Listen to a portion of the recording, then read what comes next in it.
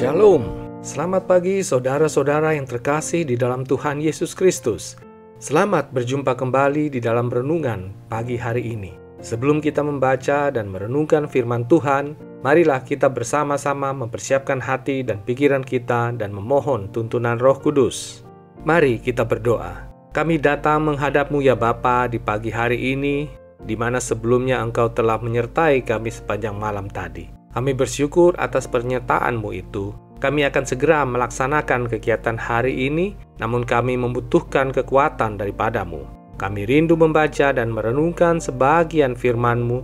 Tuntunlah kami untuk memahami firman-Mu. Amin. Saudara-saudara yang dikasihi Tuhan, renungan firman Tuhan pada pagi hari ini terambil dari Lukas 9 ayat 49 sampai yang ke-50. Saya akan membacakannya untuk kita.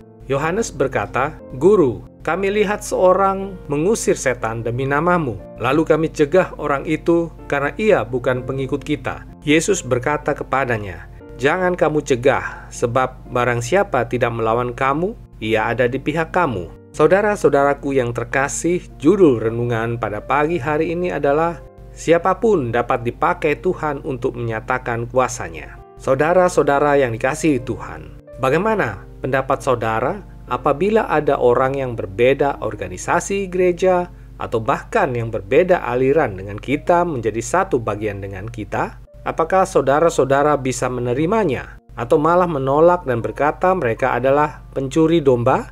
Hal yang sama juga terjadi kepada Yesus saat Dia mengajar dan mengusir setan. Kemudian karena Dia terkenal dan diyakini mampu memberikan kebebasan dari kuasa setan, maka ada orang yang melakukan hal yang sama seperti yang dilakukan Yesus dan menggunakan nama Yesus. Tetapi hal itu mengganggu murid Yesus, yakni Yohanes, karena menganggap bahwa yang dapat menggunakan nama Yesus untuk mengusir setan adalah mereka yang mengikutnya. Akan tetapi, Yesus menjawab bahwa selama tujuannya sama dengan tujuan Yesus, maka dia adalah bagian dari pengikut Yesus. Saudara-saudara yang dikasihi Tuhan, saat ini kita seringkali bahkan tanpa sengaja menghakimi orang lain yang berbeda dengan kita dan menganggap mereka sebagai orang-orang yang salah dan mencuri domba yang telah ada. Padahal kitalah yang tidak dapat melindungi dan merawat domba kita sendiri. Warga jemaat tidak dapat melindungi sesamanya warga jemaat. Pelayan-pelayan tidak dapat melindungi dan merawat sesama pelayan. Pelayan tidak dapat melindungi warga jemaat dan begitu pula sebaliknya. Kita sering beranggapan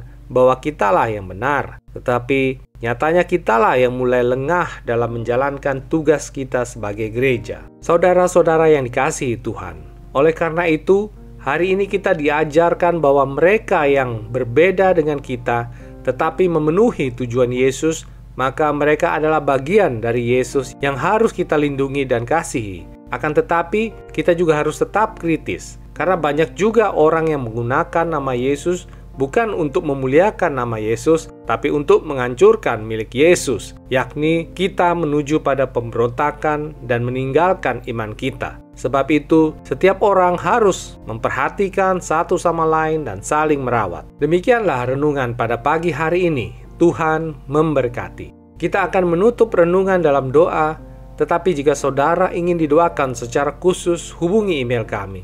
Kerinduan kami agar channel ini menjadi berkat bagi banyak orang. Mari kita berdoa.